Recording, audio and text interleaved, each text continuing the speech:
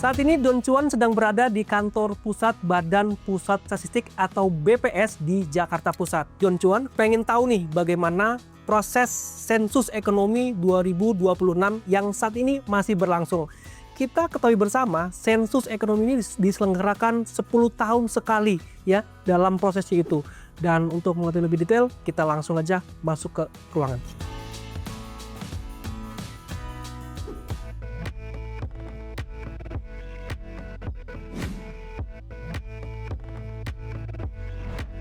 Saat ini Don Cuan sedang berada di pelayanan statistik terpadu di kantor BPS. Jadi kalangan swasta, ya, pelaku usaha, pemerintah maupun akademisi itu bisa mengambil data dari sini.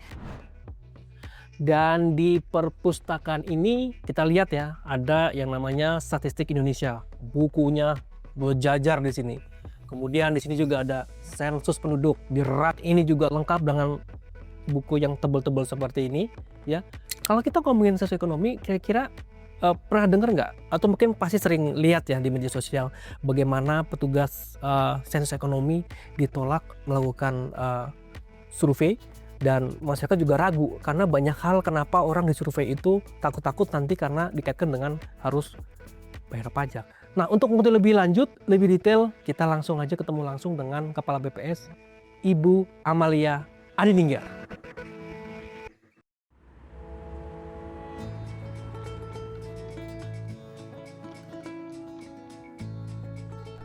Pada episode kali ini, Cuan Iki mau intip dapur ekonomi Indonesia.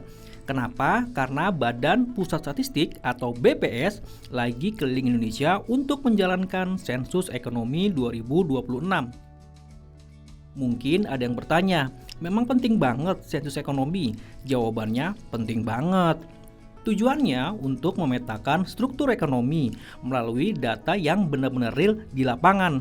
Data ini adalah dasar bagi pemerintah untuk membuat kebijakan yang tepat sasaran. Kalau datanya akurat, bantuan modal, insentif pajak, sampai program pengembangan usaha akan jauh lebih efektif dan tepat sasaran. Jadi, sebenarnya bagaimana sih sensus ekonomi 2026 ini?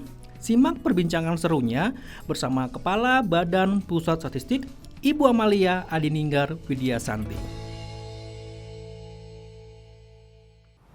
Jangan ngomongin cuan tanpa Don Cuan. Pada kesempatan istimewa ini, kami berbincang langsung dengan narasumber yang memimpin langsung pelaksanaan sensus ekonomi 2026, yaitu Ibu Amalia Adininggar Widyasanti selaku Kepala Badan Pusat Statistik Republik Indonesia untuk membahas terkait dengan sensus ekonomi. Ibu, terima kasih telah meluangkan waktu bagi kami di gedung BPS ini. Terima kasih. Dan sebelum kita masuk lebih dalam, mungkin banyak pemirsa dari Cuan Iki nih Bu ya, yang penasaran sensus ekonomi ini sebenarnya dilaksanakan setiap 10 tahun sekali. Betul. Gitu ya. Dan ini melibatkan puluhan juta usaha di seluruh Indonesia. Sebetulnya urgensinya apa nih Bu dari sensus ekonomi ini? Iya, jadi sensus ekonomi ini kan bukan yang pertama dalam sejarah, tetapi ini sudah kelima kali sebenarnya sejak tahun 1986, lalu habis itu 1996, kemudian 2006, 2016, dan sekarang 2026. Nah, tentunya tadi yang di Mas Don Cuan tadi tanyakan apa sih urgensi dari sensus ekonomi ya? Ini penting banget. Karena dengan sensus ekonomi ini adalah cara Indonesia, cara kita bersama untuk memperbaharui peta perekonomian kita. Nah kan namanya Google Map juga harus perbaharui. Gitu? Kalau data Google Map itu yang kita gunakan atau peta digital yang kita gunakan, data-data yang tidak terbaru, itu memberikan penggunanya jadi tersesat waktu kita menggunakan peta tersebut. Nah inilah sebenarnya cara kita semua untuk memperbaharui peta ekonomi Indonesia supaya masyarakat Indonesia, pemerintah itu tidak tersesat jalannya. Supaya kita itu dituntun ke arah yang betul. Sama halnya kalau kita menggunakan Google Map dengan data yang terbaru, kita akan mencapai lokasi dengan tepat kan sesuai dengan data terbaru.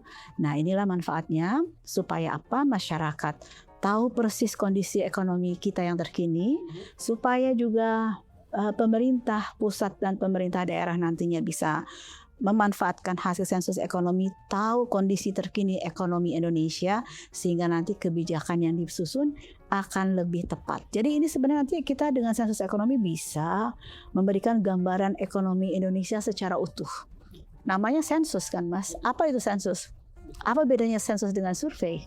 Nah, itu apa bedanya Bu? Ini mungkin boleh jelaskan ke publik ini antara survei dan sensus ini. Jadi sensus versus survei itu tidak sama. Ya, kalau sensus itu adalah pendataan lengkap, kalau survei itu hanya menggunakan sampel. Oh, sampling Bu ya? Sampling. Tetapi kita cara memilih sampling pun itu dengan metodologi statistik, sehingga walaupun dengan sampling itu kita bisa tahu representasi dari kita sebutnya dengan total populasi ya. Tetapi setiap 10 tahun sesuai dengan tata cara perstatistikan, itu yang namanya populasi data utuh itu harus disensus ulang supaya kita bisa memberikan peta utuh. Nah, dari situ kemudian di tahun berikutnya hasil sensus ini salah satu manfaatnya untuk membuat sampling frame untuk membangun peta ekonomi Indonesia yang utuh. Gitu ya, untuk kita punya gambaran utuh tentang apa sebenarnya yang terjadi dalam ekonomi Indonesia dan di mana sebarannya. Jadi pemerintah daerah akan sangat berkepentingan, pemerintah pusat berkepentingan, masyarakat dan pelaku usaha pun berkepentingan dengan hasil sensus ini. Tadi Ibu katakan sensus ekonomi ini kan sudah dilakukan 5 kali Bu ya, dari tahun 86 kalau nggak salah tadi, dan ini kelima kali. Sebetulnya kelima kali ini yang membedakan apa sih Bu, sensus ekonomi ini? Perbedaannya tentu dengan adanya perkembangan teknologi digital, kita menyesuaikan itu. Cara kita mencacah juga tentunya dilengkapi dengan teknologi digital yang terkini. Misalnya sudah ada teknologi tracking, kita bisa men-tracking petugas sensus kita lagi berada di mana. Oh, ini baru teknologi ini Bu ya? Iya, baru gitu ya. Terus kemudian apa yang kuesioner nih ya. Kalau dulu misalnya tahun 1986 pasti kita menggunakan kuesioner cetak. Jadi kemana-mana petugas sensus itu membawa kuesioner kertas begitu. So kemudian nanti di BPS setelah dikumpulkan tumpukan kertas itu luar biasa banyaknya. Sekarang kita juga pasti go green kan, dan kita menggunakan kuesioner digital, artinya kuesioner itu sudah diletakkan atau ditaruh di dalam smartphone ataupun gadget petugas sensus kita. Kemudian kita juga menyediakan kuesioner online.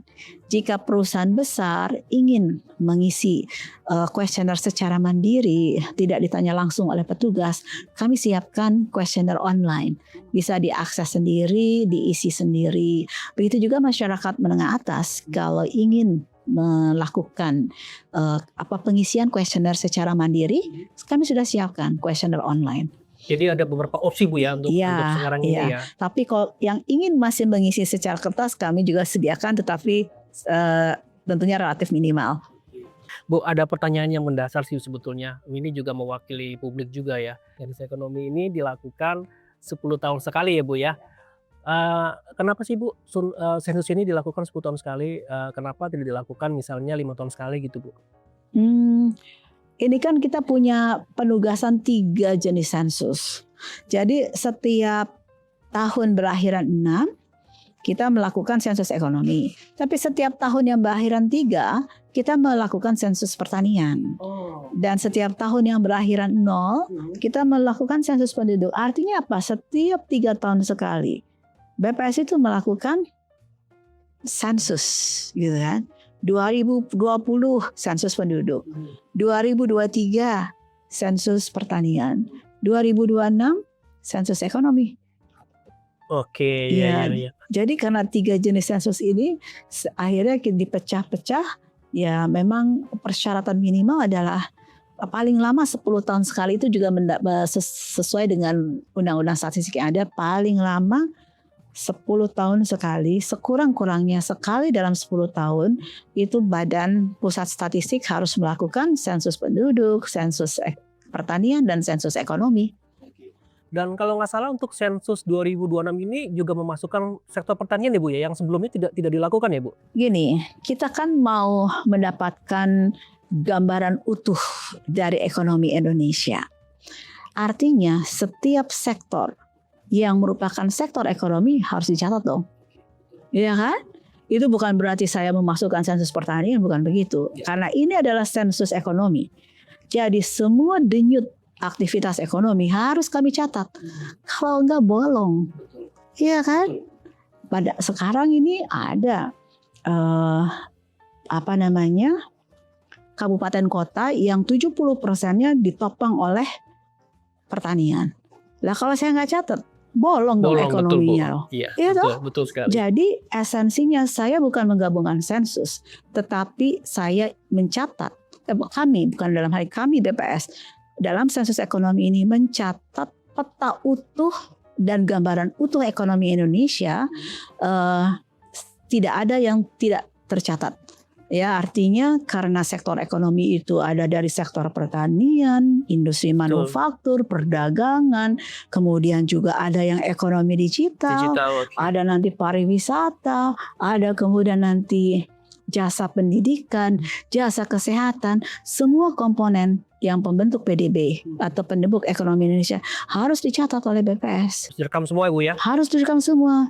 Kalau tidak, peta ekonomi kita tidak menjadi utuh. Betul. Ya kan? Jadi esensinya sensus ekonomi ini adalah harus menghadirkan peta ekonomi Indonesia yang utuh. Nggak boleh bolong di situ. Iya toh? Betul. Bu, ini sensus sudah dilakukan sejak bulan Juni Bu ya? Mohon maaf kalau saya salah dikoreksi ya. Juni. Dan berakhir di bulan Agustus. Mungkin kalau memang Ibu sudah ada data sementara, kira-kira sudah berapa persen Ibu untuk sekarang mungkin sendiri? Per hari ini udah sekitar hampir 55% ya. Oh hampir ya Bu ya? Se-Indonesia ya. Dan ada yang udah daerah yang sudah tinggi pencapaiannya, ada yang masih rendah, bervariasi lah antar daerah. Tetapi tentunya saya ingin juga dibantu oleh masyarakat Indonesia bahwa sebenarnya data masyarakat itu adalah bagian yang tidak terpisahkan dari suksesnya sensus ekonomi. Ya, jadi kalau nanti sekecil apapun usaha ataupun rumah tangga yang kami data, itu tetap memberikan peran buat ekonomi Indonesia. Karena kalau kita kecil dikumpulkan jadi besar juga toh. Jadi artinya informasi yang kecil, usaha yang kecil, tidak ada kita katakan tidak bisa berkontribusi buat ekonomi. Sekecil apapun usaha kita, sekecil apapun rumah tangga kita, tetap memberikan kontribusi kepada ekonomi Indonesia. Jadi kalau kita ingin punya gambaran ekonomi yang utuh, apabila nanti masyarakat Indonesia ke depan ingin punya gambaran ekonomi yang utuh, mari kita sukseskan dengan cara jangan tolak petugas sensus saya. Oke, baik Bu. Ini sedikit digambarkan Bu, ketika nanti sudah melakukan sensus di bulan Agustus sudah selesai dan itu validasinya biasanya beberapa bulan Ibu ya? Iya, pasti kan kalau kita kan namanya lembaga statistik resmi negara, kita punya tanggung jawab memastikan bahwa kualitas data yang kita hasilkan adalah akurat dan terstandar secara metodologi ya. Artinya waktu data sensus ini kita harus pastikan tidak ada anomali, kemudian konsisten, koheren, begitu. Kemudian di dalam proses pendataan saja itu data yang dikumpulkan oleh petugas tidak langsung diterima oleh BPS. Harus dicek dulu oleh petugas pengawas lapangan. Jadi kita sebut dengan PML. Jadi itu pengawasnya nih. Ada petugas mencacah lapangan, ada petugas yang memang pengawasnya. Nah, ini kalau data yang masuk dikumpulkan oleh petugas ternyata ada keanehan atau kita sebut anomali, itu pasti ditolak oleh pengawasnya. Dikembalikan kepada petugas lapangan supaya kemudian dia cek ulang di lapangan. Itu baru quality gate yang pertama. Belum lagi nanti kita cek dengan quality gate kedua, di atasnya lagi ada koordinator kecamatan, ada kepala BPS kabupaten kota yang harus juga mengecek gitu. Setelah itu nanti diagregasi dengan provinsi, dicek lagi di provinsi. Setelah di pusat kami cek kembali konsistensi dan koherensinya. Contoh ini ada waktu itu saya lihat di Pasar Baru nih di depan kantor kan. Kantor ya. Pasar Baru kan? Ya. Nah itu dibilang oleh petugas lapangannya tidak ditemukan. Ya, itu ada satu toko, saya nggak perlu menyebutkan namanya. Kata petugasnya tidak ditemukan. Ternyata sama pengawasnya ditolak bahwa ini tidak mungkin tidak ditemukan. Pas waktu kami kemudian saya cek langsung ke lapangan, memang toko itu ada buka. Artinya waktu kita tanya di lapangan, kenapa kok awalnya dibilang tidak ditemukan? Oh ya Bu, karena ternyata setiap hari Senin toko ini tutup. Ya kemudian waktu saya datang memang hari Senin, saya pikir toko ini sudah tutup. Tapi pengawasnya tahu bahwa toko ini masih buka. Ya karena di luar hari Senin dia buka. Nah jadi proses cross check ya, itu selalu kita lakukan dari setiap jenjangnya. Nah itu yang membedakan cara pengumpulan data yang dilakukan oleh statistik ya BPS dengan mungkin di tempat lain yang proses quality assurance yang harus dijaga. Melibatkan berapa petugas ini? 251.000 se-Indonesia. Iya. Seluruh Indonesia ya. Karena kan jumlah penduduk Indonesia juga banyak. Iya betul. Iya. Berrepresentasi Jumlah juga, Bu, usaha juga banyak di Indonesia. Baik Bu, secara teknis dan regulasi bagaimana BPS menjamin kerahasiaan data individu nih Bu? Kita tahu kan kita di media sosial cukup ramai juga Bu ya. Ya, kita perlu kita haruskan. Nah, sensus ekonomi itu bukan sensus pajak. Ya. Jadi kalau ini sensus ekonomi, BPS pasti menjaga kerahasiaan data masyarakat kita, pasti aman, pasti terlindungi, dan tidak mungkin kemudian nanti dikaitkan dengan perpajakan, karena kami tidak ada kaitannya dengan perpajakan. Nah itu kuncinya Bu ya. Iya, jadi tidak perlu takut dengan petugas sensus kita, karena waktu nanti mereka data-data yang dikumpulkan oleh smartphone ya. Kami juga kami melarang petugas kami untuk memfoto KK ataupun KTP. Jadi kami hanya menyampaikan ke mereka bahwa tidak boleh memfoto KK ataupun KTP, tetapi nomornya ditanya, dicocokkan, karena di dalam sistem kami itu sudah ada NIK dan KK-nya. NIK Bu ya. NIK dan nomor kartu keluarga itu sudah tertanam di dalam sistem kami. Penyesuaian itu dilakukan bukan dengan memfoto, tetapi dengan melihat, menyandingkan. Jadi mereka membawa KTP dan juga kartu keluarga, dan kemudian nanti dicek bareng-bareng. Nomornya sudah benar belum?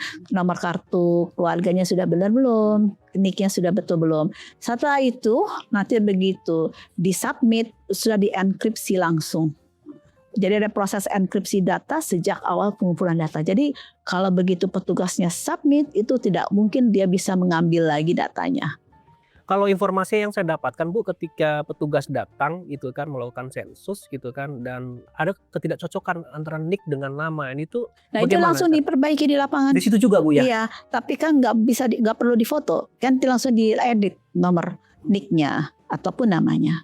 Oh, oke. Gitu. Bu, kalau kita kembali tadi yang sempat ramai diperbincangkan di media sosial Bu ya, terkait kehadiran petugas datang itu dalam tanda kutip ditolak gitu, karena apakah ada langkah ini Bu, persuasif mungkin iya, pelatihan di kami awal BPS gitu? daerah bekerja sama dengan RT, RW gitu ya, dan juga masyarakat desa untuk kemudian menyampaikan, mengedukasi dan memberikan himbauan kepada warga setempat untuk bisa menerima petugas kami. Saya juga sebagai warga DKI dan juga di perumahan saya dihimbau oleh apa kita sebut dengan Dasawisma ya. Di Jakarta kan ada Dasawisma ya, disebarkan oleh Dasawisma, diingatkan mohon untuk bisa mengisi dan menerima petugas sensus begitu. Ya, tapi kami untuk sekali lagi untuk warga menengah atas yang ingin mengisi secara mandiri itu sudah jalan ya, Bu? Kuesioner online-nya. Jadi petugas bisa menyampaikan kuesioner online-nya, kemudian nanti mereka datang tinggal tagging dan tempel stiker. Perbandingan untuk kuesioner online dengan yang manual itu? Bukan manual, ada kuesioner online, ada kuesioner digital. Nah, kuesioner digital itu dia akan tertanam di dalam smartphone ataupun gadgetnya petugas. Jadi petugas ada yang bawa iPad, ada yang bawa tablet, ada yang bawa ini juga smartphone. Untuk kemudian pada saat wawancara, dia akan mengisi data-data yang ditanyakan itu melalui gadgetnya. Jadi petugas datang, interview, wawancara, kemudian mengisi. Nah, kalau dia kuesioner online, responden bisa mengisi secara mandiri, gitu. Nggak perlu ditanya petugas, isi saja, tapi yang penting submit. Nanti petugas kami datang, tempel, kalau sudah terbukti dia submit, bisa tinggal geotagging dan kemudian tempel stiker. Baik Bu, bagaimana masyarakat dapat memastikan bahwa petugas yang datang ke rumah atau tempat usaha mereka merupakan petugas BPS Bu? Ya, kami punya ciri-ciri kenali petugas sensus nih, Mas Don Cuan nih. Kenali petugas sensus resmi itu ada 3 cirinya. Satu, pakai rompi sensus ekonomi yang berwarna hitam. Lalu yang kedua, dia pasti membawa ID resmi, ID card resmi dari BPS dan ada QR code-nya. Sehingga masyarakat bisa mengecek apakah petugas sensus itu adalah petugas resmi atau bukan dengan men-scan QR code-nya. Dan ketiga, mereka pasti membawa surat tugas. Oke. Baik Bu, bagi pelaku usaha yang akan datang petugas sensus ekonomi 2026 dalam waktu dekat, hal apa saja yang perlu dipersiapkan Bu? Cukup kalau rumah tangga, keluarga, siapkan saja KK dan NIK atau KTP, dan untuk perusahaan cukup disiapkan NIB dan juga laporan keuangan perusahaan. Sebenarnya sesimpel itu Ibu ya, untuk persyaratannya sih Bu ya. Tinggal kemauannya aja sebetulnya untuk itu Ibu. Sebenarnya tidak lama. Tidak lama. Kami Berapa sudah lama? Paling saya juga udah ngisi 30 sampai 45 menit. 30 sampai 40 menit. Apalagi kalau kita tidak ada usaha, cepat itu. Oh gitu ya. Iya. Oke, iya. Jadi nggak perlu khawatir ya. Iya. Kalau menurut saya B-Universe juga bisa bantu untuk mengedukasi dan literasi kepada masyarakat. Boleh. Ya. Baik Bu. Ya. Dari perspektif makroekonomi Bu, bagaimana sensus ekonomi 2026 membantu memetakan sektor ekonomi baru yang berkembang dalam 1 dekade terakhir Bu? Pasti akan tertangkap. Kalau misalnya kita tahu salah satu contoh ekonomi digital kan, ada konten kreator, video kreator, lalu kemudian mungkin jual melalui platform online, itu tertangkapnya di rumah tangga karena mungkin tidak ada gerai fisiknya toh. Nah, kan aktivitas ekonomi itu di dalam era sekarang tidak perlu ada wujud fisiknya atau kantornya. Betul kan? Nah, di mana kita tangkapnya itu? Di rumah tangga. Rumah tangga. Makanya kita datangi rumah-rumah juga. Di situ nanti petugas kami nanti akan menanyakan, misal ke Mas Don Cuan, nanti kalau datangi petugas, Bapak punya usaha nggak? Nah, masyarakat harus katakan yang sebenarnya.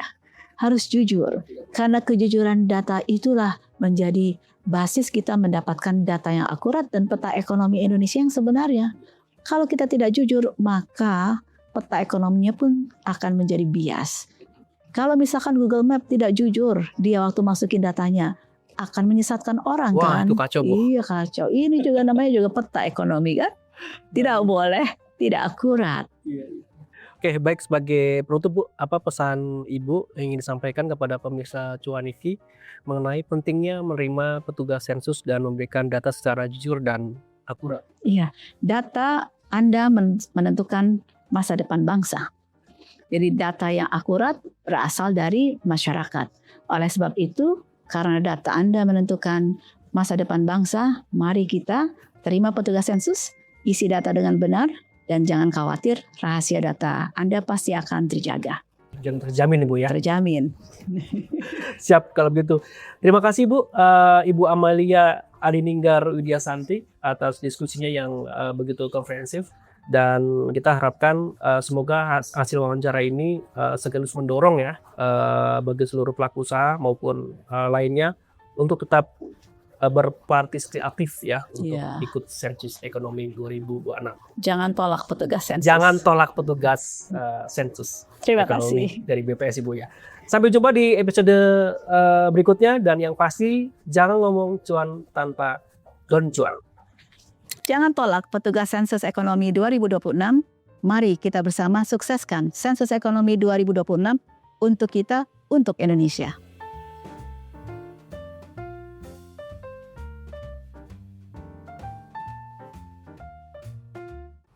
Jangan ngomongin cuan tanpa Don Cuan.